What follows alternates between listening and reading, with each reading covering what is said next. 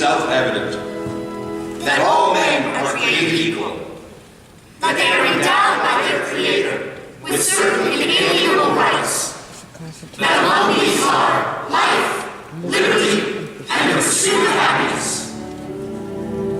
Almost 250 years ago in Philadelphia, a dream was born.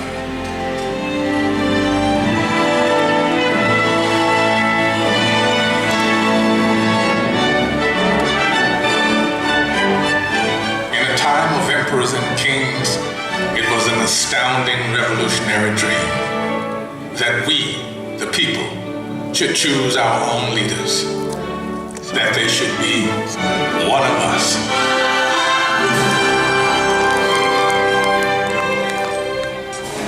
This was a dream born of fire, safeguarded by sacrifice during a brutal winter at Valley Forge. Yet it was a dream that was almost over before it had truly begun. The war for independence had left the American colonies bankrupt. Leaders argued, unpaid troops rebelled, and some even cried out for a return to monarchy and for General George Washington to be crowned King of America. But the man who had led an army of farmers to victory over the mighty British Empire made it clear that the only title he desired was citizen of the United States of America. I am at a loss to conceive what part of my conduct could have given encouragement to an idea which to me seems the greatest mischief that can befall our country. If you have any regard for yourself, banish these thoughts from your mind. But when the new nation finally adopted its constitution, and it came time to elect its first president, there were no doubts about who that president should be. Only he had such doubts. I fear my countrymen will expect too much of me. I walk on untrodden ground. There is scarcely any part of my conduct which may not hereafter be drawn into precedent. In the end, Washington set the most important precedent of all. The man who could have been king stepped down after 2 terms in office and took his place again amongst the people. By insisting that he was, above all other things, one of us, he made it possible for any of us to dream of serving the nation in its highest office. And one day, sure enough, it came to pass that a man who wasn't an aristocrat aspired to the office of president. Andrew Jackson was a battle-forged frontiersman, and according to his predecessor, President John Quincy Adams, a barbarian who cannot write a sentence of grammar and can hardly spell his own name. To which Jackson merely replied, It's a damn poor mind indeed that can't think of at least 2 ways to spell a word. He may have lacked a formal education, but he was tough and brilliant. Just the ticket for a new nation of Americans struggling to turn a dream into an enduring reality. They swept Jackson into office by a landslide, and then descended on his inauguration, determined to shake his hand in person. Why, 20,000 country people shoved to get in the door, tracked their muddy boots across the carpet. And my dear, they would be here still if we hadn't placed tubs of punch out on the lawn. Washington's elite fumed, but Jackson loved it, for these were his people. He was proud to be one of us. And do not forget that the planter, the farmer, the mechanic, and the laborer form the great body of the people of the United States. They are the bone and sinew of this country. But Andrew Jackson would wage a mighty struggle to hold that great body of people together. State by state, a monstrous injustice that had haunted the country since its beginning was now tearing it apart.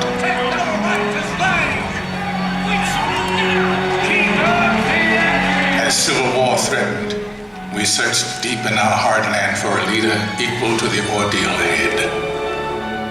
It was perhaps a vindication of the American dream that we found a plain-spoken, self-taught lawyer from Illinois whose campaign platform could be summed up in 5 simple words. All men are created equal. I say this government cannot endure permanently half slave and half free. A house divided against itself cannot stand. Abraham Lincoln's words touched the hearts of reasonable men. And in 1860, we sent him to Washington, where he would face the hardest task that any American president would ever face. I know there is a God, and that he hates injustice and slavery. I see the storm coming. I know his hand is in it. If he has a place, work for me. And I think he has. I believe I'm ready. I am nothing. But truth is everything. And with God's help, I shall not fail.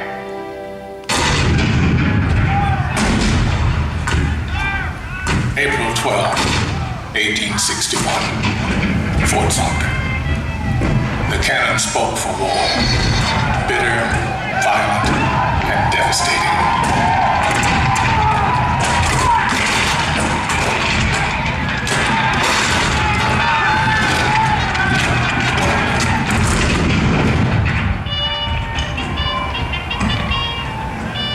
The blood of 500,000 Americans was shed in the dark days of our Civil War. But as the sun rose on a cold November day in 1863, thousands of Americans gathered on the battlefield in Gettysburg to hear President Abraham Lincoln give meaning to our sacrifice.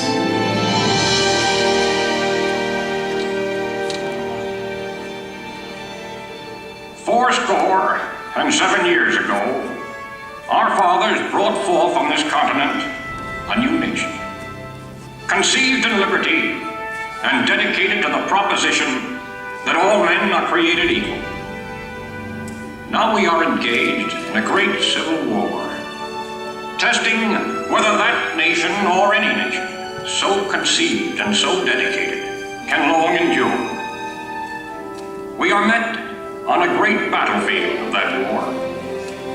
We have come to dedicate a portion of that field as a final resting place for those who here gave their lives that that nation might live. It is altogether fitting and proper that we should do this. But in a larger sense, we cannot dedicate, we cannot consecrate, we cannot hallow this ground. The brave men, living and dead, who struggled here, have consecrated it far above our poor power to add or detract. The world will little note, nor long remember what we say here, but it can never forget what they did here. It is for us, the living, rather, to be dedicated here to the unfinished work which they who fought here have thus far so nobly advanced. It is rather for us to be here dedicated to the great task remaining before us, that from these honored dead we take increased devotion to that cause for which they gave the last full measure of devotion. That we here highly resolve that these dead shall not have died in vain, that this nation, under God, shall have a new birth of freedom, and that government of the people, by the people, for the people, shall not perish from the earth.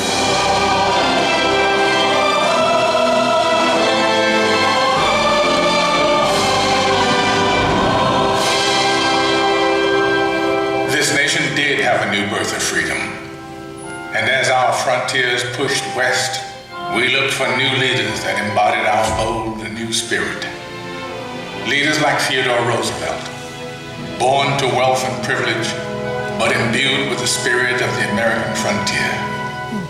He rode with cowboys and led his rough riders up San Juan Hill during the Spanish-American War. This kind-hearted, tough guy fought against monopolies, and for the working class. We called him Teddy. Anything else would have been far too formal. He even refused to call his official residence the Executive Mansion. To him, it was just a house. It was just a White House. And so, it would always be called. 3 decades later, his distant cousin Franklin Delano Roosevelt would occupy that same White House and lead the country through its hardest trials since the Civil War. A world war was looming, and the Great Depression had paralyzed a great nation. The president we called upon to lead us through those hard times was himself paralyzed by polio. But with determined optimism, he had triumphed. And now he was ready to share his cheerful strength with a badly frightened people. During FDR's fireside chats on the radio, entire cities came to a standstill and listened. To the people themselves. Let us unite in banishing fear. Together, we cannot fail. In a calm and reassuring voice, he called out to America, and America answered back. We're just modest, middle-class people having lost what little we had. My savings are tied up in a closed bank. I believe that you will guide us through these Protect us from that conflict in Europe, dear President. And I expect to be in service shortly. Now we know we are not fighting alone. I feel that at last we can hope. With that hope, we began to believe in the future again. FDR had reminded us of the power of the American dream. 16 years later, America's youngest elected president once again called upon the power of the people to change the world. Let the word go forth from this time and place to friend and foe alike that the torch has been passed to a new generation of Americans. John F. Kennedy's stirring words ushered in a historic decade of civic activism, in which ordinary Americans struggled to right old wrongs and chart new frontiers of possibility. It has always been the role of presidents to remind us of our roots, to call us to the future. In their best moments, they speak words that are already there in our hearts, especially in times of tragedy. All I have, I would have given gladly, not to be standing here today. We mourn 7 heroes. We mourn their loss as a nation together. You have lost too much, but you have certainly not lost America. For we will stand with you.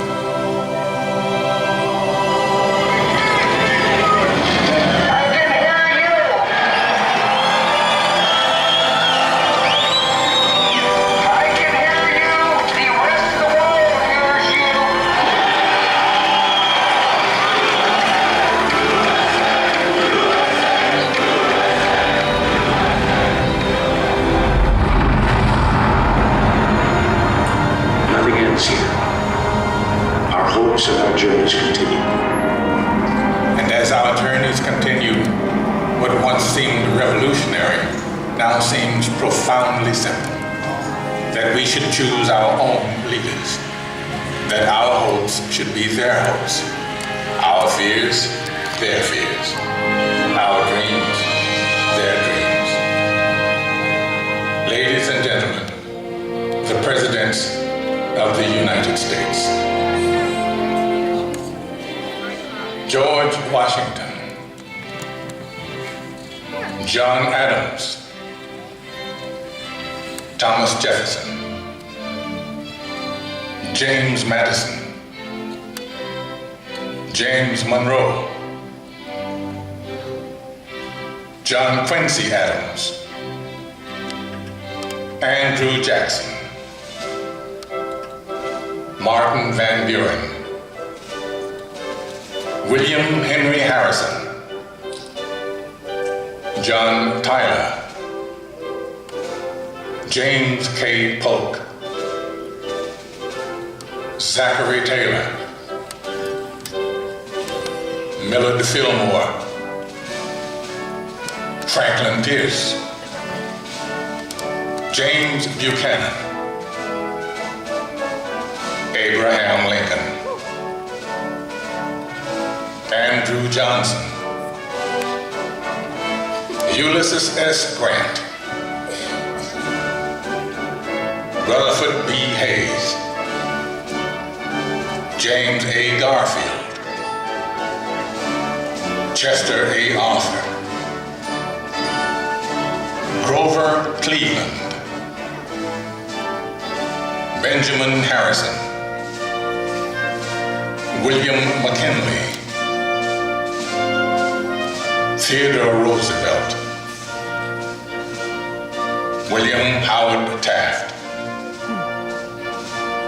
Woodrow Wilson, Warren G. Harding, Calvin Coolidge, Herbert Hoover, Franklin D. Roosevelt, Harry S. Truman, Dwight D. Eisenhower, John F. Kennedy, Lyndon B. Johnson, Richard M. Nixon, Gerald R. Ford, Jimmy Carter, Ronald Reagan, George Bush, Bill Clinton, George W. Bush. And now we come to the present. A present that is rooted in our past. For all of Liberty's leaders have one thing in common. One trust they all accepted. My fellow citizens, no event could have filled me with greater anxieties than that notification on the 14th day of April, 1789, that you had selected me to lead our nation. But it was with the confidence of my fellow citizens that I took an oath. 35 simple words that have been repeated by every American president throughout history. As long as that oath is taken and solemnly fulfilled, the American dream will endure. I, Barack Hussein Obama, do solemnly swear that I will faithfully execute the office of President of the United States and will, to the best of my ability, preserve, protect, and defend the Constitution of the United States, so help me God. Ladies and gentlemen, President Barack Obama. The American dream is as old as our founding, but as timeless as our hopes. It is reborn every day in the heart of every child who wakes up in a land of limitless possibilities, in a country where we the people means all the people. We may come from different places and believe different things, but what makes us American is a shared spirit, a spirit of courage and determination, of kindness and generosity. It is a spirit grounded in the wisdom of the generations that have gone before us, but open to the unimagined discoveries and possibilities on the horizon that lies ahead. Let us enjoy it, cherish it, defend it, and pass it on to our children as the bright and beautiful blessing it is, this enduring American dream.